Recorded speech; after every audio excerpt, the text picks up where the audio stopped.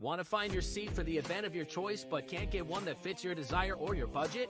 Well, my friends, SeatGeek has you covered. SeatGeek is the official sponsor of the Snake Sports Talk Show. With a list of over hundreds of events to choose from, SeatGeek will assure you that you won't miss your seat with the amazing view of your choice at the most affordable price. Whether it's looking for your best seat in the house of your favorite sports team, finding live concerts to get you closer to your favorite artist, or enjoying your spot at your favorite live shows, comedies, and more, SeatGeek has it all just for you. Go online to SeatGeek.com or download the app on your mobile device through Google Play and the App Store. And as a special offer before checkout, use promo code SNAKESPORTS and save yourself $20 off of your purchase of your first ticket and experience why SeatGeek is the most trusted ticketing app for your next event.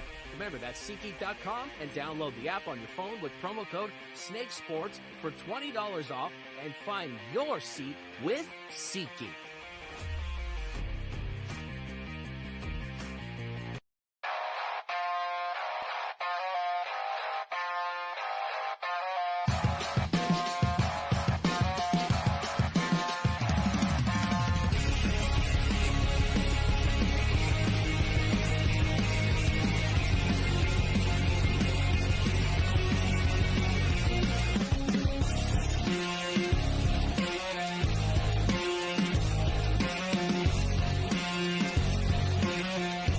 And now, broadcasting live from Las Vegas, the Snake Sports Talk Show with Jake Silva starts now.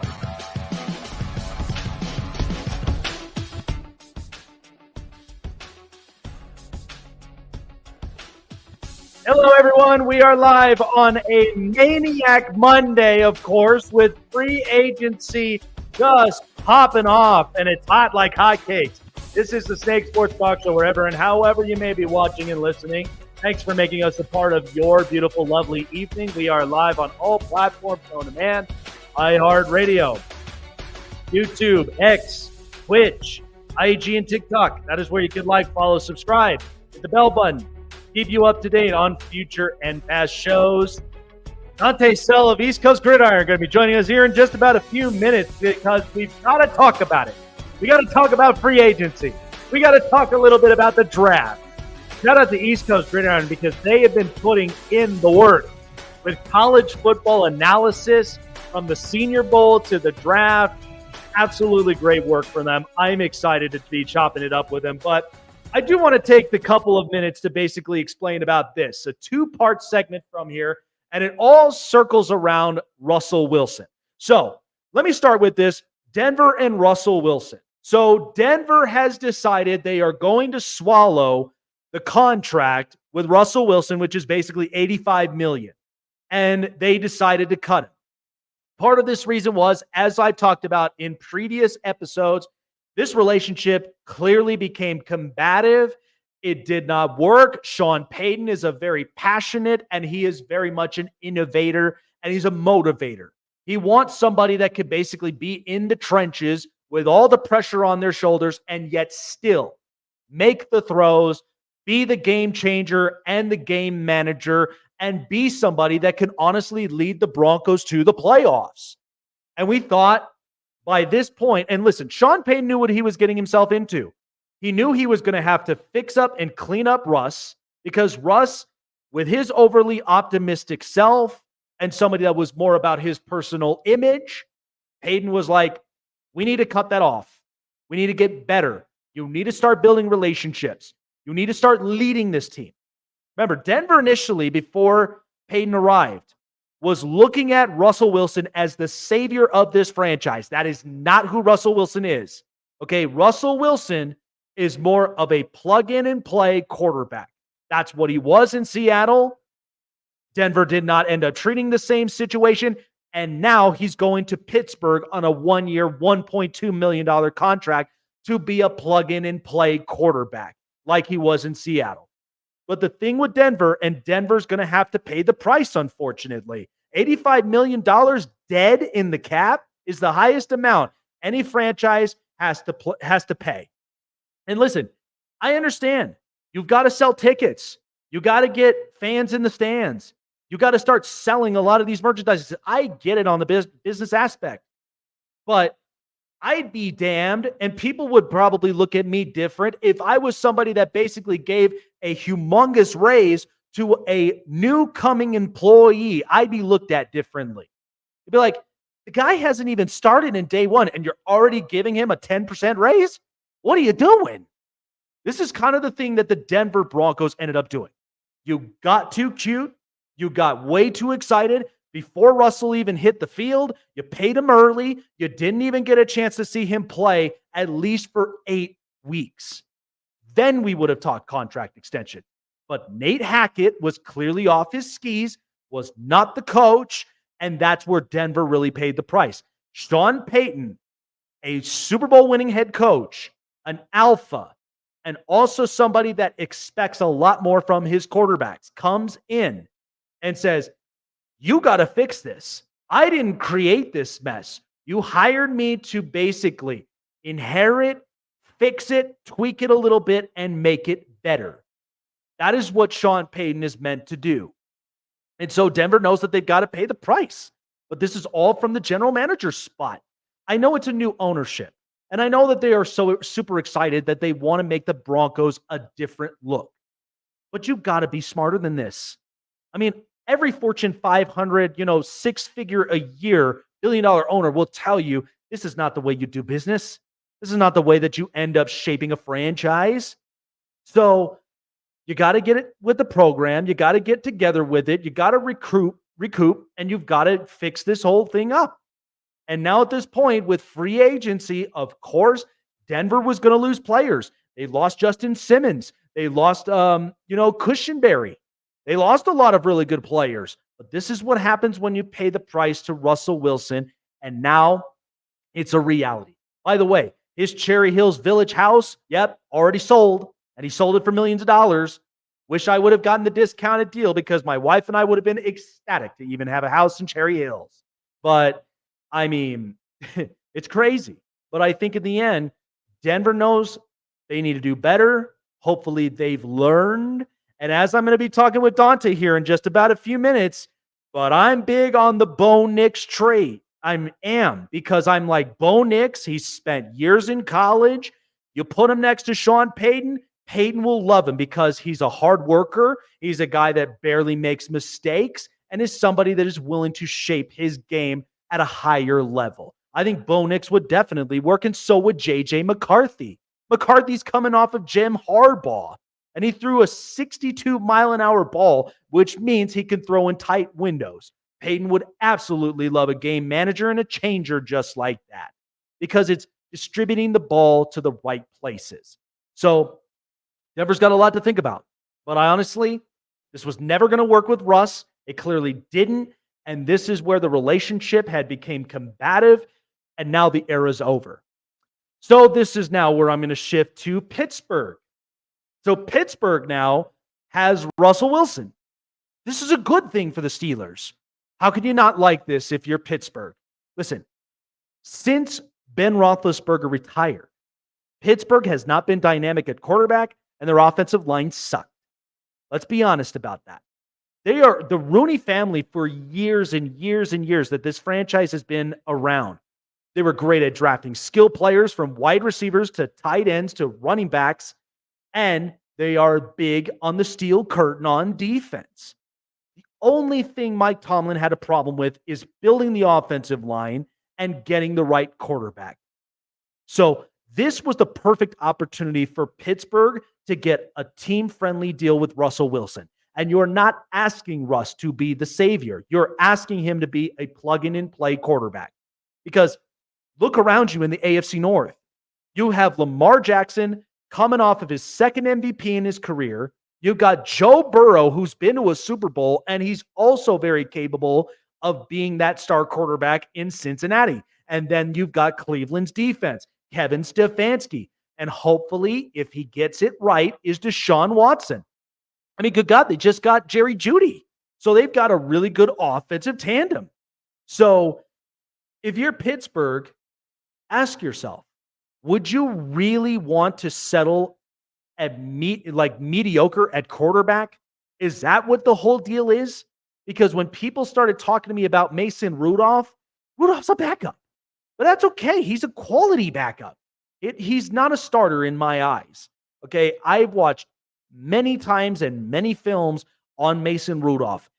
Too stiff, somebody that could still be an accurate quarterback, but he's good for when you need to give your quarterback time off.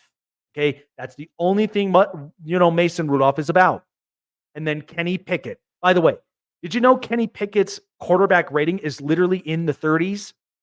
And Russell Wilson's is in the 51s, about close to 60. Look at the difference there.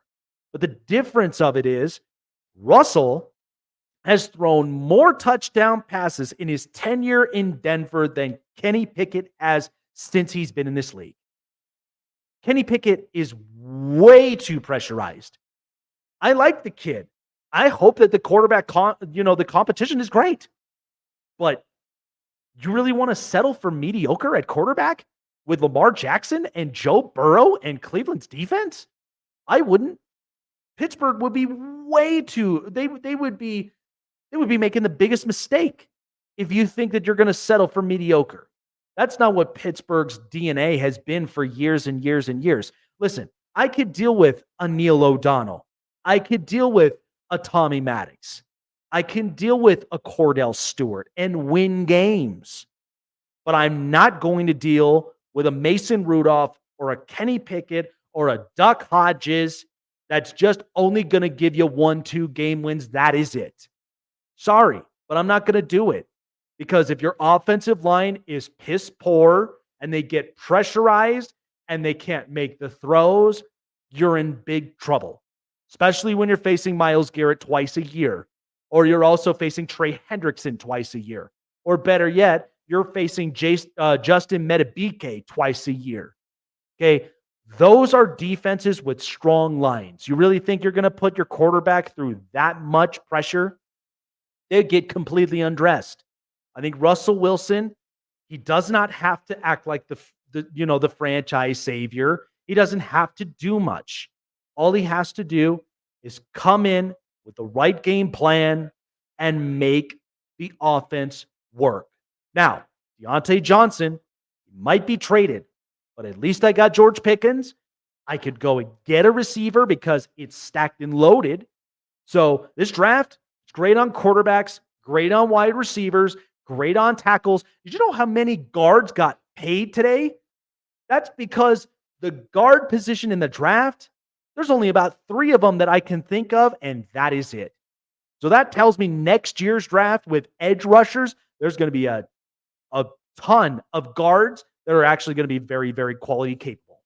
So, but it's going to be crazy. I mean, this free agency was absolutely nuts. And so to join us, him and all of his crew members at East Coast Gridiron, shout out to every single one of them for putting in the hard work. From Senior Bowl, scouting, to the scouting combine, these guys have been killing it. And one of my really good close friends, he's been absolutely killing it, man, giving the best content around for his network. And so joining us, Dante Sell.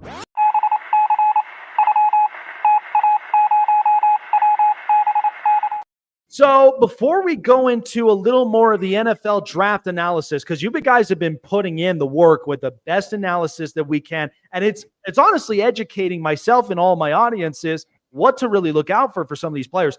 Well, Let's start with the NFL free agency. Dude, this was not only in day one, and I'm already seeing contracts. This was safeties, corners galore, and then it became guards. That many guards getting signed is a sign to say there's only 3 I trust in this draft, and that's it. It's not a whole lot of them. It's only tackles. So to kind of recap, what was your thoughts on it on this immaculate day one of free agency? Man, this was honestly one of those free agencies where it's like, all right, I think people are nipping at the bud to get the guy that they need for their team absolutely set in place. Regardless if, like the Saquon Barkley thing for me is like, all right, he still has some injury concerns and things like that. But what is the best way to, I'm going to put a snake analogy here. What's the best way to have the snake bite his tail? Go to a team within your division, right? So, yeah, the Eagles signing Saquon Barkley, it's either going to work really well for them or it's going to fall flat on their face. So I've seen a lot of teams kind of taking a shot in the dark and seeing what they got. I think one of the most interesting ones that I think everybody saw it coming, but you know, when it happens in reality, you really start thinking about the possibilities of what else that they're going to do, especially in the draft. Is Kirk Cousins going to the Falcons? I think that's absolutely. I think it's a great spot. I don't think that they're going to have buyer's remorse because I'm one of the Kirk Cousins defenders. Like, you play on a team sport, regardless of what people say, it doesn't show up for prime time. Well, I remember last year when Justin Jefferson was getting locked up by Darius Slay when they played the Eagles in prime time I think it was a Thursday night game. That wasn't a Kirk Cousins issue. You know what I'm saying? So, but I think Kirk Cousins with the Falcons, with Drake London and all those boys out there, they are one draft pick away from trading up to go get Marvin Harrison Jr. And if it happens, you heard it from me first. I mean, good God, yeah, it's going to be incredible. And like I said, I would love to have Kirk Cousins' agent as my agent. I mean, good God, $100 million guaranteed. Hey, like, get your money. Good God, it's like, how does this agent even do this? How does he even how does he even negotiate this well to give, NFL owners and general managers a guarantee money like that? It's insanity. But I don't know if it's one of those things where some of these GMs they're just so analytically and data savvy that they see kind of like what I see, like 4,000 yards a year, 30 touchdowns a year. You're going to get the production and you're going to, ultimately they're going to try to build their defense up. I think tomorrow is going to be Falcons Day tomorrow, in my humble opinion, but I think they're going to try to look for DJ Reader to come out of this. Like, I think he was one of the best defensive tackles over the last 2 seasons, and he might be a Falcon, and they automatically upgraded that position too. So it's like, it might be a sneaky NFC championship type caliber team. And I think the Vikings are going to be like, we might have messed up, by blaming this all on Kirk every single year. But well, the only thing that can make that up is unless you go and draft one of 3 players. You either draft JJ McCarthy, Bo Nix, or Michael Penix, in my opinion. Because if you want to make this right, especially when it comes to Justin Jefferson, I mean, you got to get the guy that's going to be willing to make those throws. I trust Kevin O'Connell. I think he's a great offensive coordinating coach. And I think he could really work with quarterbacks. That's why I'm like, you put Bo Nix in this, he's going to love wanting to play for this offense. This offense is loaded outside of running back. That's the only thing that, Minnesota I could think of. But I've been defending Bo Nix, and you've seen the channel. I defended Bo Nix all last year. I'm still defending him in the offseason. I don't know why people are so low on the kid, man. I really don't understand. And he's one of the better fits for the Vikings. But now you mentioned Michael Penix Jr. I'm not the biggest JJ McCarthy fan. I need to see him throw more. And you're going to go to a throwing style offense with Kevin O'Connell is going to throw that thing 80% of the time. Mm-hmm. Who's the guy that can sling the rock? He's been doing it his whole career in college. And I've kind of turned a leaf on too, is Michael Penix Jr. That is a perfect fit for the Vikings. Vikings fans are going to hate it because he's not a mobile quarterback. He can get mobile. He's more mobile than Kirk, but he's not that much a notch below what Kirk Cousins is going to give you. But, I mean, if you're looking for youth and, at least to have a little bit of moxie, has that championship mentality. I mean, Kirk Cousins wasn't in any type of championship team, even with Michigan State. So let's be honest there. But a guy that's just come off a national championship that's going to have a little bit of chip on his shoulder, has had some injury issues in the past, and people still question him, and he hadn't been injured in 2 years. Like, if you want to get that guy, it's Michael Penix Jr. that might have a lot to prove at the next level. And Justin Jefferson is going to love that guy because he's going to get it to him 100% of the time. he's not gonna worry about getting 8 to 10 catches a game if he can. Man, I think people would probably think I'm crazy, but if I looked at Michael Penix in Minnesota, I'm almost looking at an inverted Dante Culpepper, because I think we kind of remembered how much of a pocket presence he was at the time. Yes, he can run out the pocket and, create open spaces, and thank God he had Randy Moss. But I feel like Penix, because he's a beautiful, pure thrower of the ball, I mean, and he's comfortable. I think the other thing, what's crazy that people don't talk about, is look at how quickly his ball release is. I think he started learning how to get the ball out at the right time before pressure starts coming at his face. And so I think as he started learning that with Kalen DeBoer's system in Washington, he started to get better with that. And I think that is definitely NFL caliber stuff because you want guys that are just going to be able to snap it, make a quick throw decision, and they're able to move out and be able to make that pocket. I could see him be an absolute throwing machine when I've got Jordan Addison and I've got I've got Justin Jefferson. I mean, that's going to be a ridiculous highlight reels for like weeks. Yeah, he's got an incredible arm, and that's one thing I'll never dock him for. But on the other side, I evaluate this stuff. I try to give everybody the fairest chance when it comes into the draft, and even point out little things that people are not saying. And Jake, I'm not the one that's going to go to the consensus number one and say that Caleb Williams is the absolute number one. My number one quarterback in this draft is Sam Hartman. Like, I don't know why people don't see what they see, what I see, but I break down the film and I'm like, the dude's the best, most pro-ready quarterback. But to go back to Michael Penix Jr. and his throwing motion and everything, you're right. It comes out quick. It's strong. The only problem I have is how much he winds up on the throw. You know what I'm saying? Yeah. And he throws the football like a baseball player. And some of those short routes go straight in the dirt.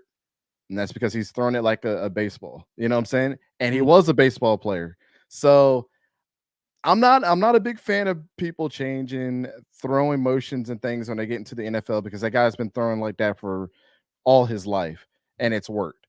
So you can tweak a couple things. Maybe you can get the point on the ball to kind of be upward a little bit. There's little things that you can work on with him, but everything that you said is absolute evaluation, like absolutely right evaluation. It comes out quick, it comes out strong, and you better put on 5 gloves on one hand because your hands are going to be burning when you catch the pass. That's for damn sure.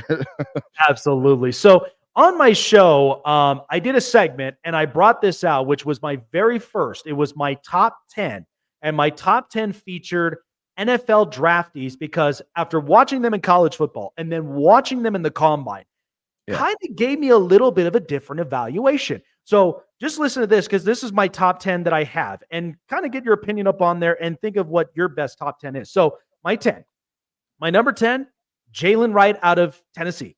That kid has great explosiveness. I think many owners are going to look at that and say, once the ball is in his hands, he's got perfect cuts, and he's also got perfect explosiveness where he could turn on the burners by the time he's got an open hole. That's going to be problems for opposing defenses. Number 9, Quinion Mitchell.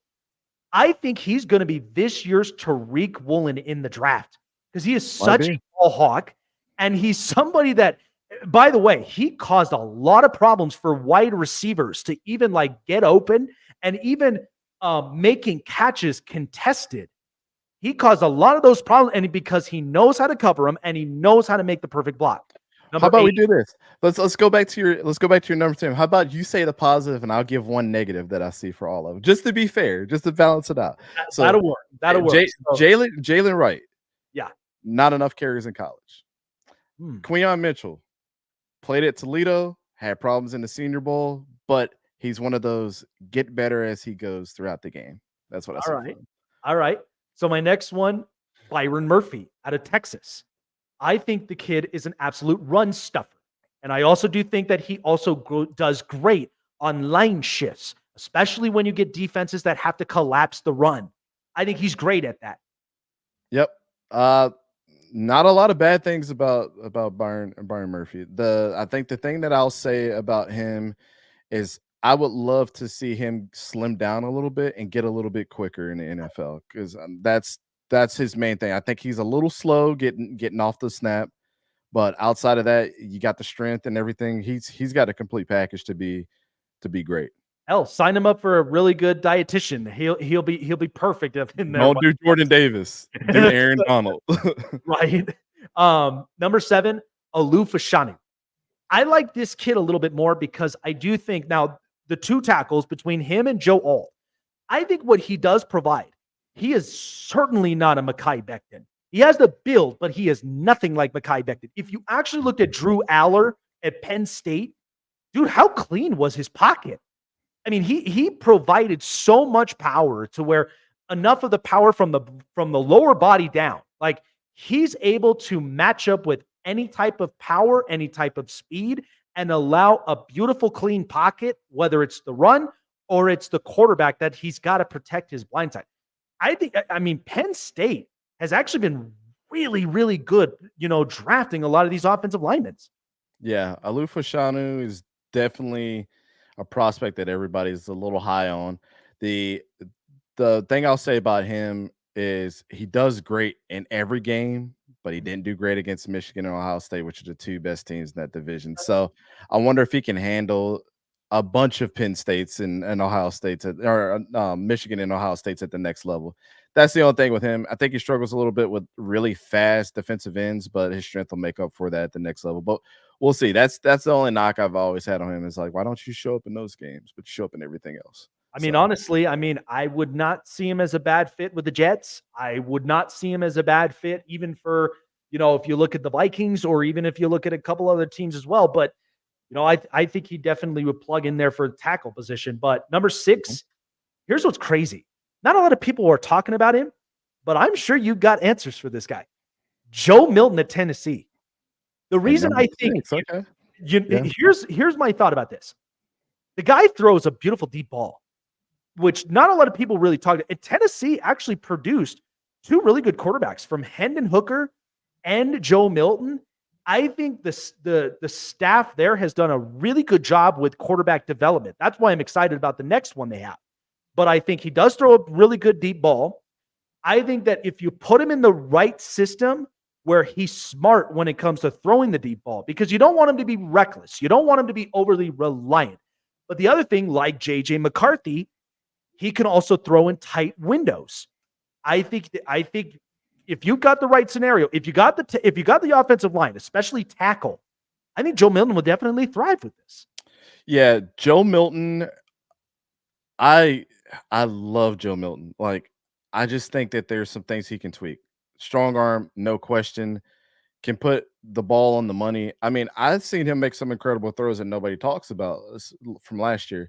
Things I have to account for. The offensive line wasn't very good. The running game, they were switching 3 running backs at the time. That's why I was saying about Jalen Wright. He didn't get a bunch of snaps. But one thing he can improve on that'll automatically up his stock is if he can throw an anticipatory throw on while the guy is trying to get to his spot to lead him into a good spot. That's the only thing he's missing from his game. He's got everything else. Played in a pro-style offense with Josh Heupel, who was a former Heisman candidate back in his day with Oklahoma. People tend to forget about that. But you're absolutely right. He does come from a very quarterback-friendly place. And that's why everybody that'll be under Josh Heupel, and that's why the names that came from there, people know their names because he can develop them. So see, this is why you can't shut out the SEC. They've been known for pro-style players. And, I mean, regardless, Tennessee or Georgia or a lot of places, SEC, you're like, oh, yeah, you're the real thing. Number 5, Liatula 2. I think the kid, he's got something on him. I think he's matched up really good with speed. He's got enough power. The one film study I looked at, because especially speaking of Caleb Williams, Latu gave him fits. I mean, that game against USC, UCLA, their defense was all over the Trojans. But I don't think he's as close to like a Micah Parsons level, but he is kind of close in that category because I do trust his power. I also do trust a little of his elusiveness to get past offensive linemen because he is the kind, he'll sniff out the quarterback and he'll also find a way to stop the run and be that secondary run stuffer as well. I think that kid is going to be sneaky good if he goes to a really good defensive core. Yeah, Latu has been one of my favorite players over the last couple of years. Him and the Murphy brothers that were there at UCLA, and they all kind of do similar stuff. The thing about Latu that I see that gets him in a lot of trouble is his 100% is not consistent. And what I mean by that, he could be 100% on one play, totally clear, one of the left tackles or right tackles. Then the next play, he's so 100% that he trips over himself and makes a mistake, or it gets blown up from a tight end, and we're giving the tight end more credit than we're giving Latu for just going hard. So I think that could be easily cleaned up at the next level with a good outside linebacker coach. And I think that's where he can fit most is outside linebacker instead of like a true defensive end because he's got enough speed to drop back in coverage. I'd love to see that a little bit more on him, but he's definitely a project and could turn out to be a top 10 edge rusher.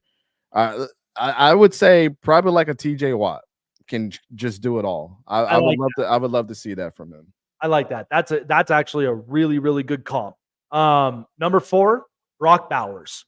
The reason I say that is because he is a generational tight end. Since his freshman year at Georgia, 13 touchdown catches. Okay, the kid is proven he could be the best at yards after the catch. His strength and I think a little bit of his run blocking could use a little bit of some help, but he's got the hands. He's got the capability to get open, especially midfield attacker. That's the one thing I love about Brock Bowers, which is why I look at the Chargers and I look at a couple teams that need a tight end. This guy, how could you not pass? How could you not end up taking this guy? They pass him. I don't know what to explain about that. It's the most perfect fit for the Chargers, but unfortunately, I feel like they might move into a different direction. Logically, it seems like he would be the guy. I'm gonna just go ahead and say Brock Bowers is my number 1 guy for sure. Like it's not close. It's not close for me. Brock Bowers is the most generational player that I've seen in a very long. As far as like a skill position player, like the way that the tight end position is becoming, he can block really well as he can catch. He can catch as well as he can run. He can run as well as he can run routes. Like you have to consider that he is a game-changing type of player because he takes care of so many different things on the checkbox for an offense by himself. So it's almost like having 13 players out there versus 11. If the Chargers pass up on him, I'd be very sad for you, Jake, because I know that you're a Chargers fan. Please don't let him fall to the Jaguars, whatever you do. But Brock Bowers is an absolute tank. And the injury that he had to his ankle where he came back 3 weeks later when they said that he was supposed to be out for the season, the dude has got the super soldier serum. I don't know how he came back that soon. That was the only reason he didn't win the Mackey for a record-setting 3rd time. Like, they should have just gave him the award just based off of how dominant that he is when he's out there. Oh, yeah. Pure toughness. And at the same time, the other thing that I also looked at is his explosiveness. Once he has the ball in his hand, that dude's got no explode on him. He's running. You would think it's Justin Jefferson running out there. It's crazy. I've never seen anything like it. At his size, I'm so surprised he even carries all that. I'm going to make a hot take. He might be the best tight end of all time if he stays healthy. Just don't. I'm that confident in it, Jake. Like he might not put up the stats that Travis Kelce put up, but he's definitely going to be the best 2-way tight end of all time. I can mark it right now. He's got my vote. I don't even need to see him play no more. So number 3, and here was another thing that even for the Chargers pick, which seemed very, very intriguing and yet very tempting. Malik Neighbors at LSU. Wide receiver university. I mean, do I need to say more? They know how to draft NFL caliber wide receivers. What I like about Malik Neighbors is that he is very creative in some of his routes, but he's also somebody that can catch both contested and in tight windows. Because even if it's a very he can make nothing out of he can make something out of nothing. That's how good his talent is. The only thing I worry about is that maybe there's a little bit of his craft of his routes might be a little bit too carried away, especially if you're facing against like a Sauce Gardner or you're facing off against a Christian Gonzalez. That might be one thing that you may have to kind of change some things up there. But there's no question this kid's going to be very remarkable. But depending on, the Chargers, the Giants, there's a lot of teams that are going to be looking for really good receivers like that. Yeah, I couldn't give a negative for Brock Bowers, but I can't give a negative for Malik Neighbors. I started to catch on to his game a little bit later. That's why I go back and watch the game film so much because it's those little things that you don't see. And I will say I was lower than some people on Malik Neighbors than others, and now I'm like, okay, I start to see it.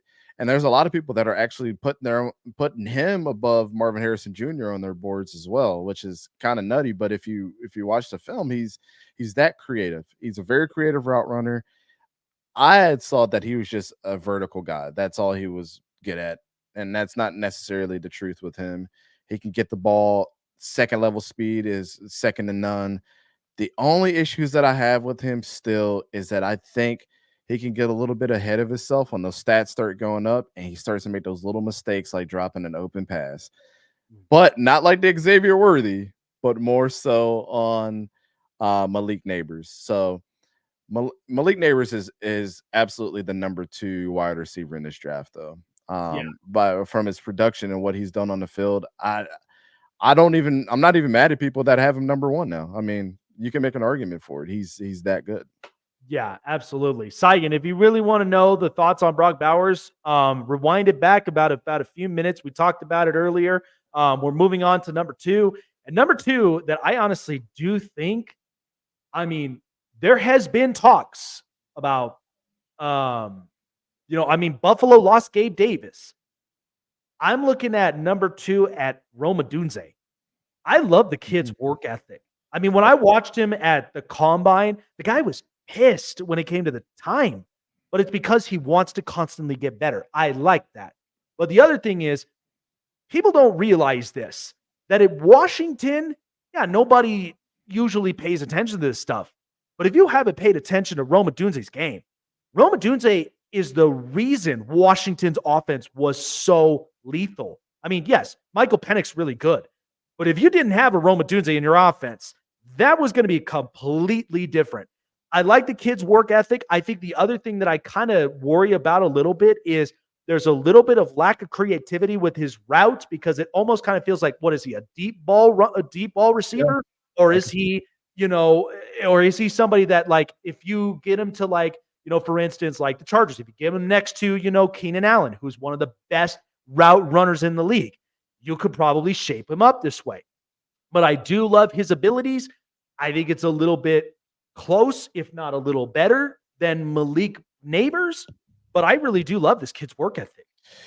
Yeah, Rome is one of those guys that I want to love so bad when I watch his film. Jalen Polk and Jalen McMillan, those other 2 receivers, were just as good. And I feel like Rome overshadows them a lot. But the one thing I can say about Rome is, and I'm willing to say this, out of everybody in this class, he's the best hands catcher that's out there. He doesn't catch with his body. He will extend for plays. And like you said, his route running is not all that great. Mm-hmm. He has trouble getting separation. But when he's open and the ball is thrown to him, I love a receiver that's going to try to put his body on the line to try to get that pass because he understands that, like, the more catches that you complete, the more chances that you're going to get later on in the game and be reliable. And that coach is going to stick on the stat sheet. When it comes to the fourth quarter, you need a big play to be made. I don't care if he's triple covered, throw it to Rome. He's that type of dude. So I don't know how people are going to evaluate that. And I've also seen people have Malik Neighbors and Rome kind of on the same status as, I mean, you've probably seen that too, where it's kind of just been switching back and forth on who's who. Yep. I'd say Malik is a little better, but this is a good wide receiver class. I think that's what you can say. Oh God, the wide receiver class, even all the way from like rounds 2 and 3. I mean, it's so loaded. I mean, you're going to get what you're going to get. And so my number 1 is JJ McCarthy. The reason I'm high on it is because I watched this kid playing at Michigan, which was an absolute blessing to Jim Harbaugh, because he moves off of Shea Patterson and you get JJ McCarthy, who is a game changer. And I think he's honestly a game manager of, like, pressure's on and you're in the big game.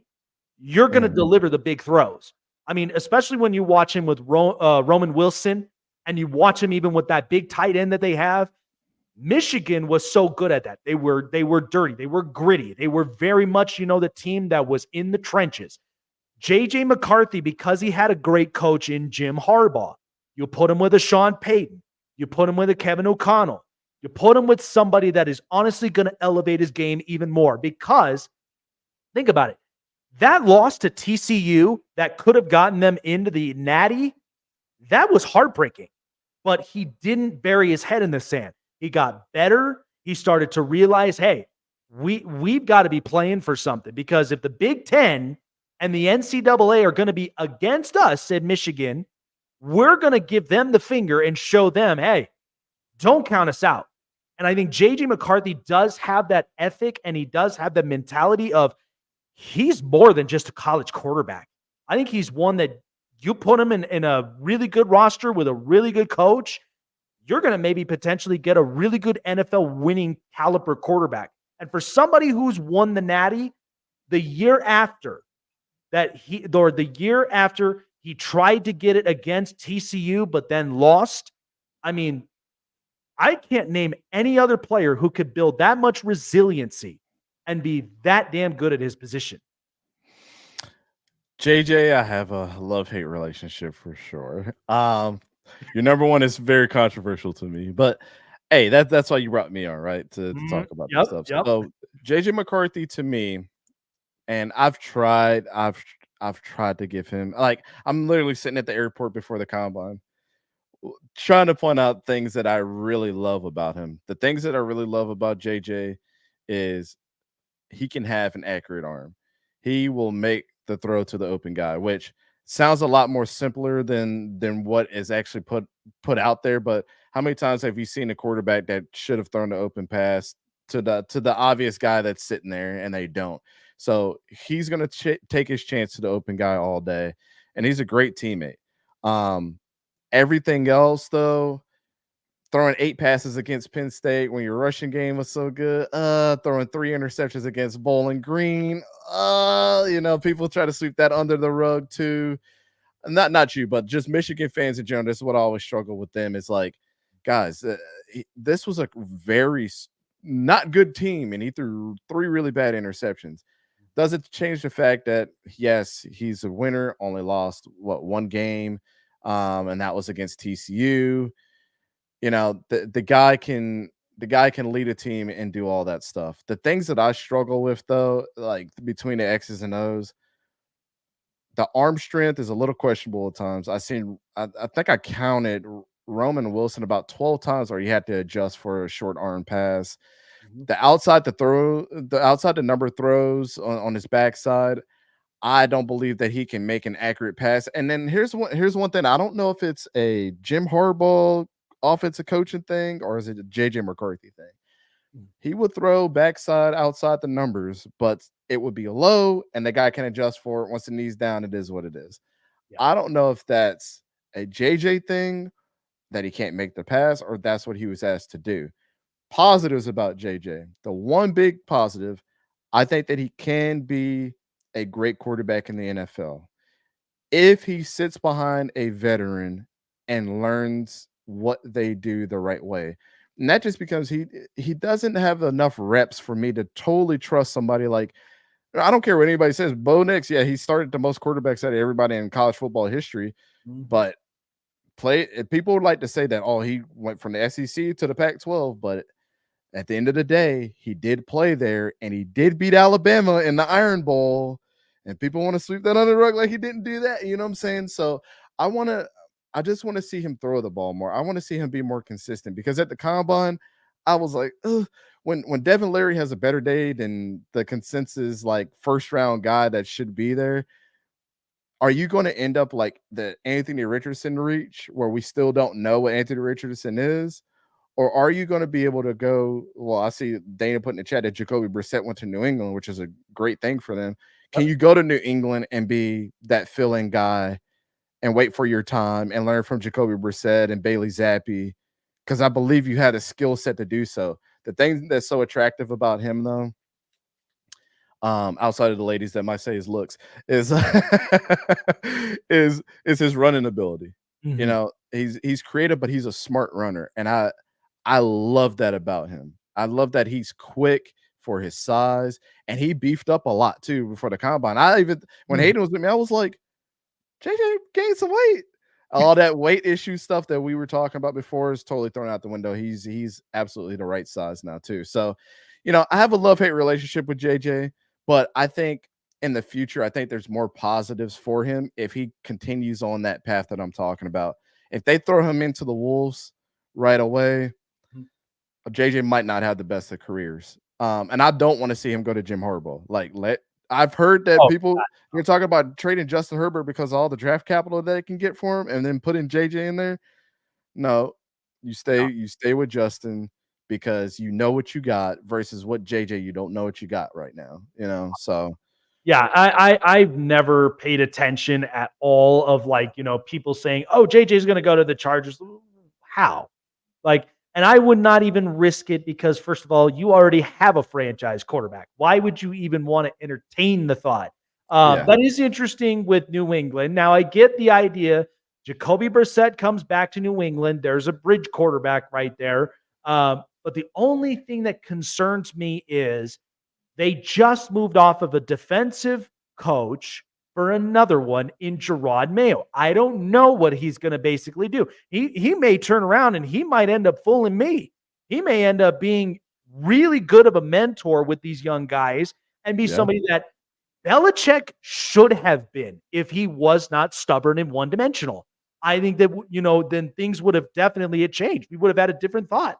But it's interesting that you say the one-dimensional stuff because I think he tried to get out of that with Cam Newton. It seemed like that. Let's try something. I think if Cam Newton was at the Patriots before, he would have had just as good as a career, if not better, with the Patriots. But they had Tom Brady. You know what I'm saying? So you can't teach an old dog new tricks this far in his career. What was it? 8 Super Bowls or something ridiculous like that? You tried a little bit too late for sure. So my quick one, because next year's quarterbacks, I think is going to be pretty interesting. I don't believe we're going to have a quarterback class like what we got this year, respectfully. But I'm watching college quarterbacks for next season. I'm really excited to see what Dylan Gabriel will do in Oregon with Dan Lanning, because honestly, Dan Lanning has really had a really good luck with a lot of these quarterbacks, from Justin Herbert to Bo Nix to now Dylan Gabriel. He's had such a good luck with it. Jackson Dart, Ole Miss, I count them to be a top 10 team next year because with the NIL and the transfer portal, I mean, Lane Kiffin got an overhaul, defensive, offensive players. Ole Miss is going to be a team that's going to be knocking on the door in the SEC. And then I also watched too. Quinn Ewers is going to be back. Hopefully, if you give me another year of that productivity with Sark, then maybe I could think about Quinn Ewers possibly, transitioning into the NFL level like that. Because beforehand, I thought he was too wild.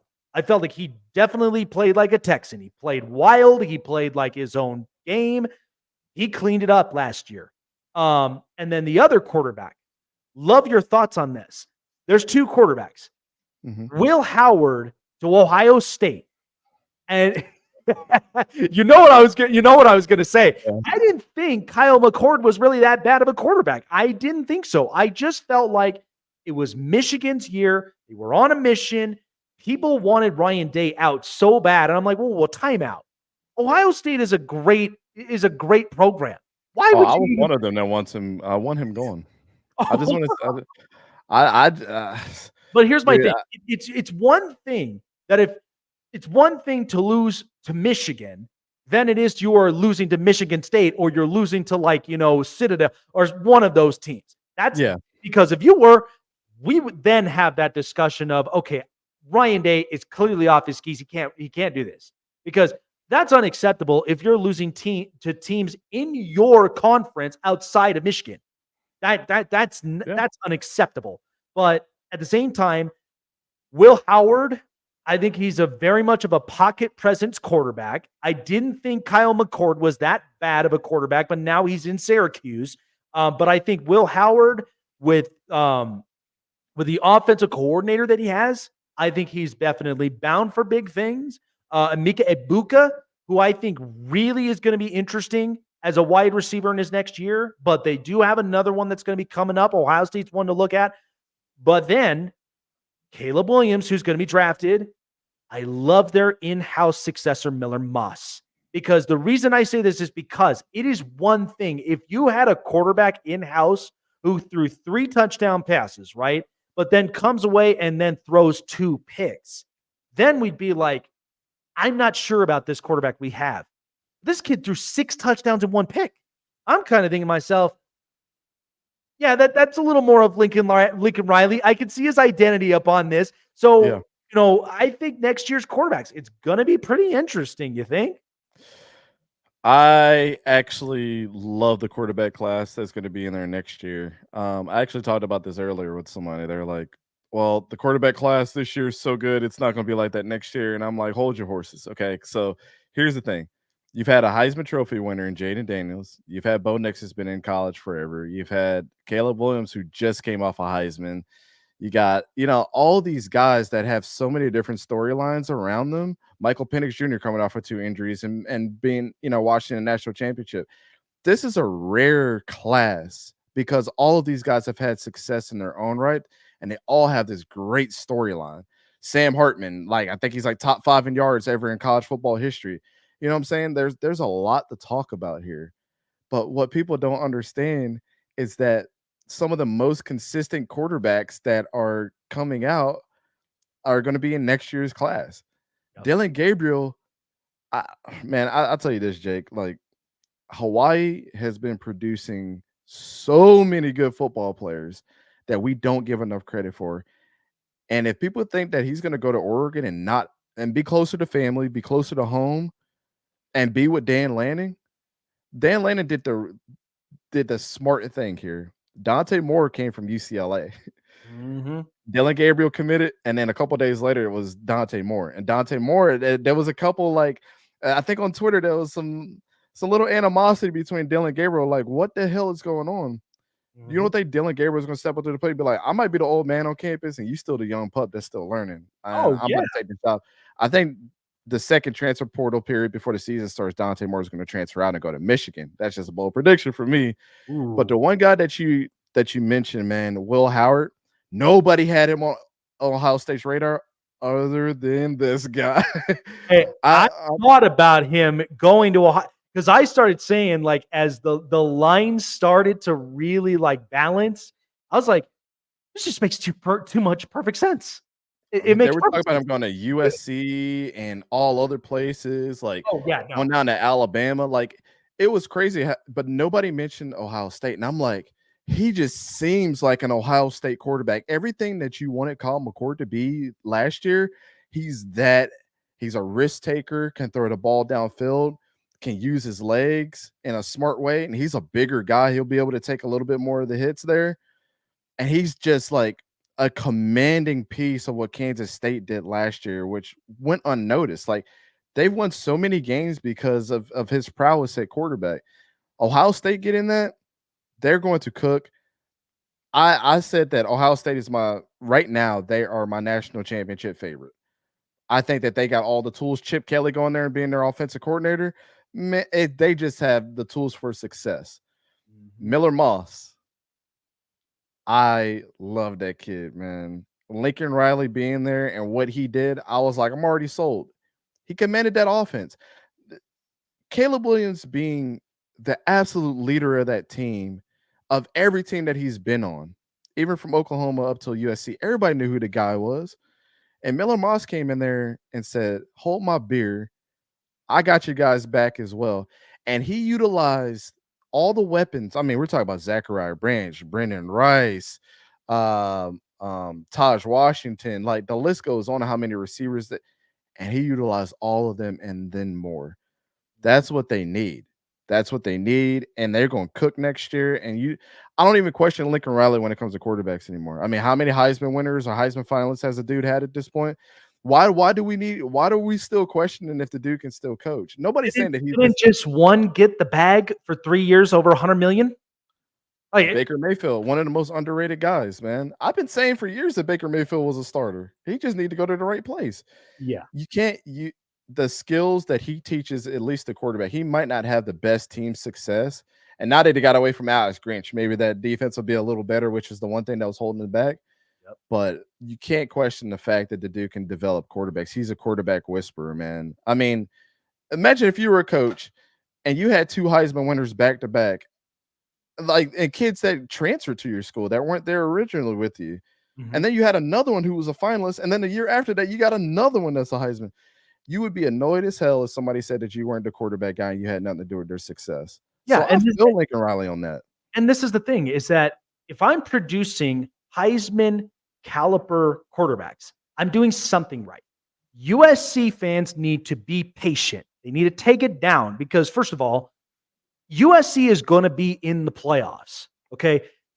With this expansion playoff, there's a guarantee USC is going to get there. It was only a matter of time. But again, I understand the drought and I understand, the impatiency with, the program and all the rest of it. But if you're doubting that much of Lincoln Riley, then why the hell did you even encourage him coming back to USC, rejuicing, revamping this program to get it back to where it once was when Pete Carroll coached it, and he had his line of teams. It's like Sarkisian was there; he didn't do anything. No, you know like people tend to forget. Like they should be thanking Lincoln Riley for even we weren't even mentioning USC as a credible team for years. Like you said, ever since Pete Carroll was there, for years we just ignored that USC was even a team. Yeah. Now that he comes there, gets him a Heisman winner, brings all these recruits. Zachariah Branch is like an amazing wide receiver for them. There's a reason why he wears number 1. He's going to be the number 1 guy there next year.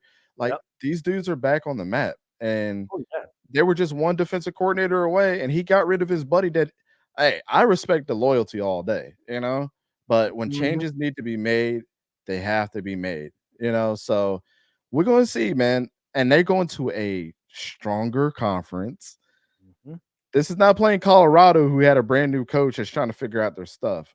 Like you're going to go play Ohio State, Michigan, Northwestern was in the Big Ten championship a couple years ago. People tend to forget, and they had a better season. Like these are no pushovers. Purdue can upset you whenever they want to. They're known to upset teams. Like it's going to be crazy. And you're bringing over some in town. So your old conference rivals over in Washington and UCLA and Oregon. Like you still got to worry about the some of the strongest teams that were over there. So it ain't going to be a cakewalk now. And either Lincoln Riley's going to die with USC or he's going to succeed.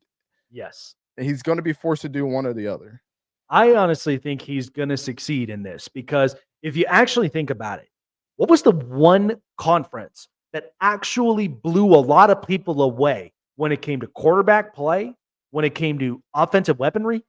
The Pac-12 literally surprised a lot of people. And isn't it crazy that they dissolved that conference after this year, man? It died right in front of us. And that's why I was like, enjoy. It was like their farewell tour. Because you're not going to get this ever again. It was the best farewell tour in college football history. It was like, we did what we could. Peace out, guys. We even got you guys in the national championship. Wow. I mean, that you know what? That's a great farewell tour, man. But at the same time, it's like, it's a love-hate relationship. It's like you took this thing for granted. You had great quarterbacks for years and years between Leinart and Joey Harrington and Dennis Dixon and like a lot of these Pac-12 quarterbacks. I mean, it was so great. But we really will miss, the Pac-12 as a whole, But I do think that there's the best logo for the conference in the college football history. That Pac-12 logo, I mean, I'm a graphics guy, so the Pac-12 logo is burnt in my brain now, so I'll never forget. So, real quickly before letting you go, so I know you've always been, like Jacksonville guy. Yeah. Mac Jones backing up Trevor Lawrence. When in the hell did we see this? Now, again, I feel bad for Mac Jones because it felt like it was a 70-30 thing where 70% of this was Belichick's doing because, first of all, you let Matt Patricia be an offensive coordinator for this team who's clearly a defensive guy. That really messed things up. But they also said there was some toxicity in the locker room involving Mac Jones. So does this kind of feel like with him backing up Trevor Lawrence, is this a little bit of a humbling moment for him? Because again, you go from a school in Alabama, people are looking at you like you're the next big thing. You're smart. You've done this before. I mean, the same way we looked at Bryce Young, the same way that we looked at Tua. So does this kind of feel like that for Mac Jones, it's a little bit of a come down to earth moment? And is he going to basically be a backup, or could there be potentially a bridge job ahead of him? So we're talking about the most efficient season in college football history came from Mac Jones. Guess who tied him this year? Bo Nix. They're sitting right there at the top at number one. I just had to throw that in there because I always thought that was a cool stat. Yeah. I think I was the only Jacksonville Jaguars fan in America that actually loved the move. We got him for a 6th round pick. And I always say, man, look at all the teams that do really well. Look how strong their quarterback rooms are. Yeah. Let's start with the Ravens. Say what you want.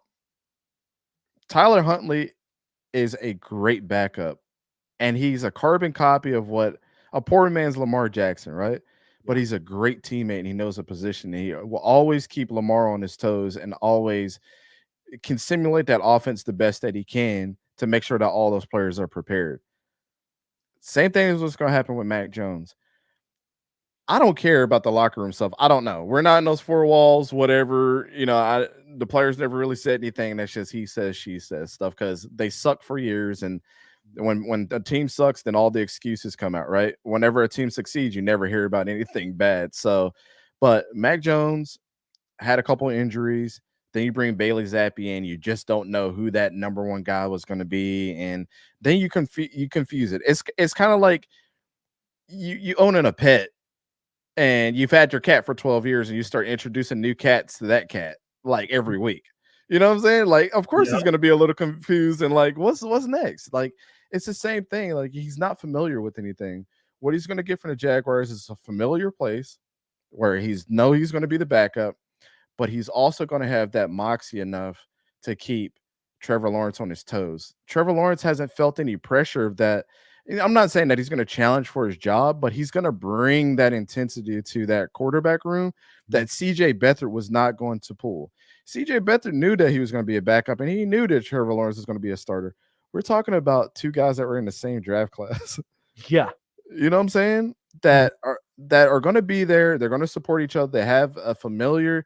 They both had a familiar goal. We're both young. We both know that we should be starters somewhere, but you mess up Trevor, unfortunately, I think I can lead a team too. So that's a great recipe. A lot of people think it's a recipe for disaster, but when I heard it, I was like, that's a great move. I didn't see it coming out of there, but the only thing else that they need to do, go on the draft, get a Sam Hartman or somebody to come in there and have him just have that whole mixture of just like guys that want to battle all the time. Because I think if Trevor knew that his job at any given time, he could be benched and there'll be a good excuse. If he throws in 3 interceptions in the first half, Mac's going to come in. And if he wins the game, you don't think that Trevor's going to feel the pressure the next week? Oh, yeah. Oh, yeah. And I will tell you this. I mean, I just recently saw it that Gardner Minshew is now headed to Vegas. Yeah. Gardner Minshew's another one that can honestly make a He was Mac Jones. He was like Jake. He was literally Mac Jones. Literally, we treated him just like Mac Jones got treated with the Patriots. Oh, and yeah. Now look at him. Yeah, and honestly, that's going to be really exciting for the Raiders because they are clearly going to end up taking a quarterback. Now, do I think, like, again, nothing against Jaden Daniels. I think he's a really good quarterback. He could run. I think sometimes we kind of, overuse or sweep under the rug some of his running ability, but we have seen him when he hits those hard hits and cannot hold on the ball. That's questionable for me. But I looked at the Raiders and I'm like, are you sure you're willing to take a gamble at another LSU quarterback? Because we remember one of them that they took in the first round, and that didn't go over well. But yeah, Antonio Pierce really loves Jaden Daniels, though. They tweet about it all the time, and it's if he's there, I don't see in a reality that they don't take him. So my question to you is quick. Out of all these quarterbacks, because there's tops, who do you think, well, I shouldn't even say this. I know you've got Bo Nix on your radar. I mean, you've been ranting and raving about him, so I know that that's your top pick. Love him. But who do you think is honestly going to be the bust? Because I'm going to give you mine. I honestly think that if Drake May doesn't end up going to a team that has a left tackle, he could be a bust. Your breakdown video literally was the evidence that I had of like, you better give me a left tackle then. Because if I don't have one and I draft Drake May, that is spelling trouble. He's going to be stiff as a stone, and I'm a little bit concerned about that. Boom. You hit it on the head. It's Drake May. I don't see what people see in Drake May, man. I don't. He sits there in the pocket, will get hit and still throw a ball. You're going to cause an interception or a fumble for your team. That's not good. Yeah. He tries to play hero ball all the time. You don't have to be a hero. I mean, it does. Yes, a lot of the blame deserves to be on Tez Walker, and people blow him up too. Which he's the bust wide receiver for me right now too. It's those two. They played on the same team, and I think they're both going to be bust. Love Tez Walker's story, but Drake May, I don't see the arm strength. I don't see the accuracy. I don't see the reads downfield. I don't see any of that stuff. I mean, I literally have people all the time that are like, "You're crazy." Well, show me. Show me consistency, because saying that he can make holds onto the ball too long. I do think absolutely that too long. Yes, he will throw a 25-yard bomb, and then the next 10 plays he would be mid. It's like there's no consistency here. So this is not baseball where you can have a batting average of 299 and still be looked at as one of the best batters, right? You know what I'm saying? And I'm not a baseball guy at all, but I know they fail more than they succeed at batting, right? Oh yeah, it's You tough. can't look at the It's tough to quarterback do baseball. You can't do that in the quarterback position. If 1 out of every 10 throws is a heater, that doesn't make you good, especially in college when you got Bo Nix and Mac Jones, who are the most efficient at a 77.2 completion percentage all time.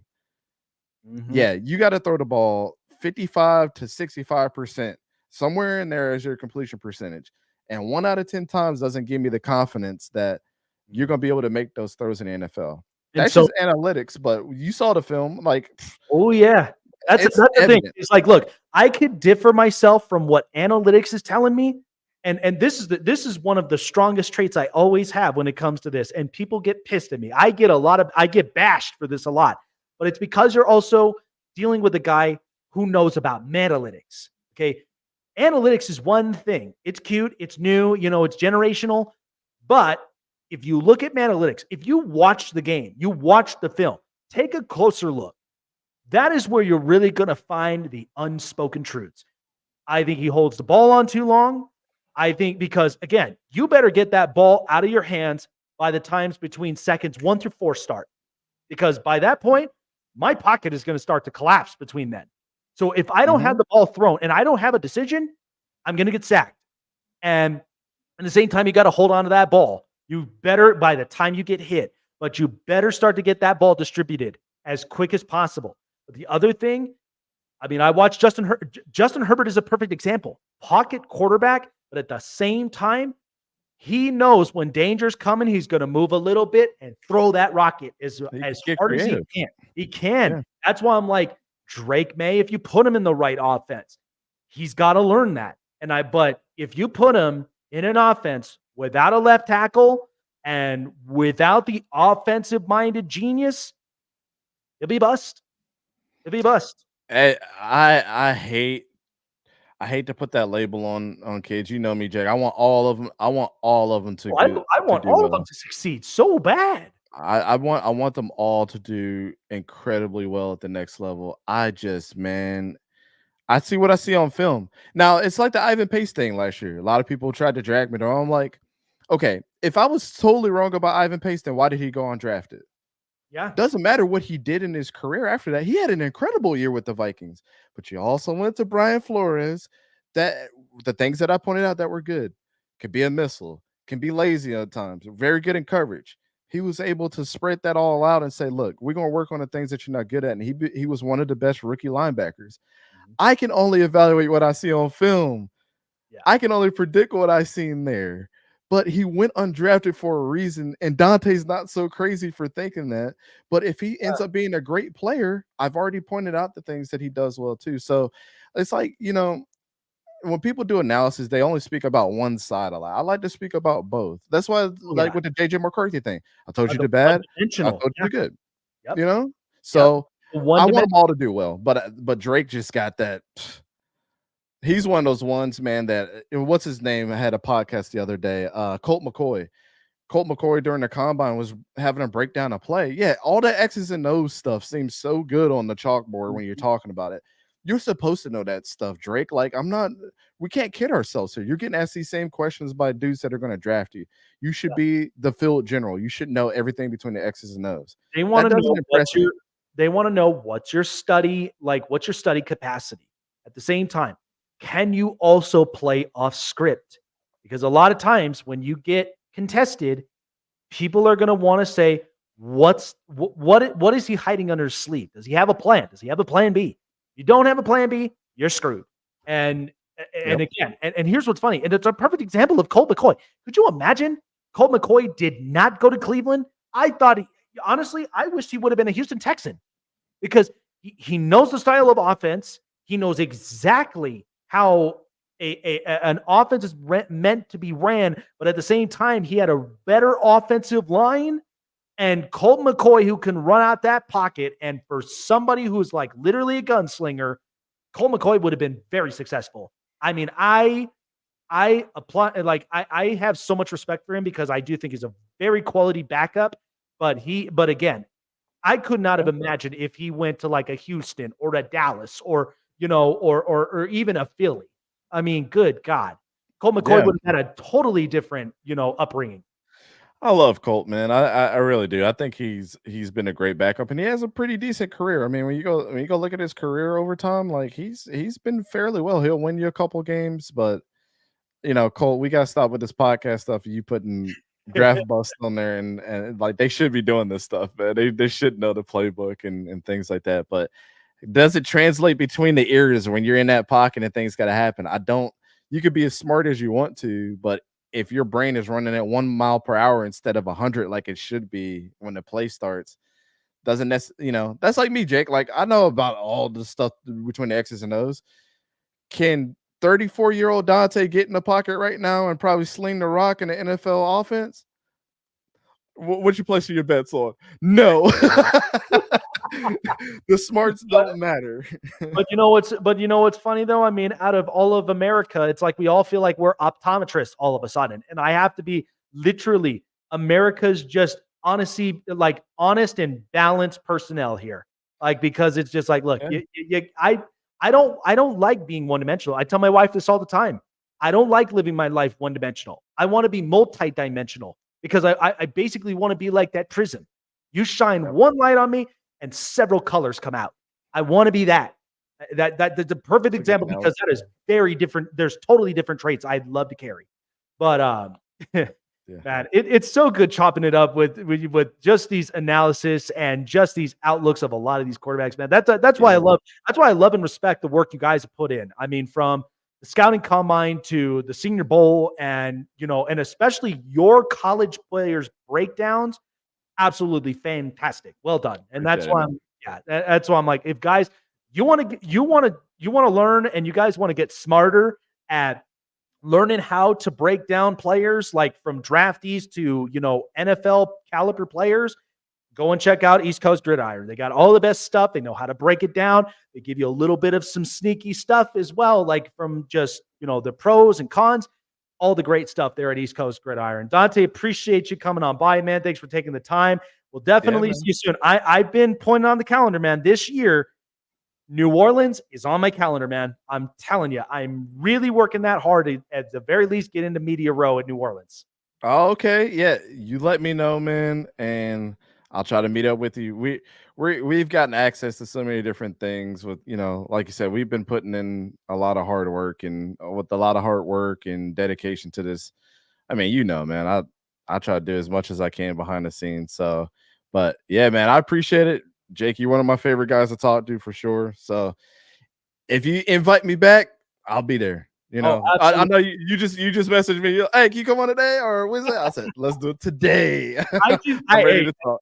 You know me. I just know that like when I need a personnel that has done this stuff, I've got my emergency call. I know exactly who I'm calling. Speed dial. I'm like, oh yeah, put it in the phone. I'm there. All right, man. Take care of yourself, and we'll definitely see you soon. All right, man. Appreciate you, Jake. You bet.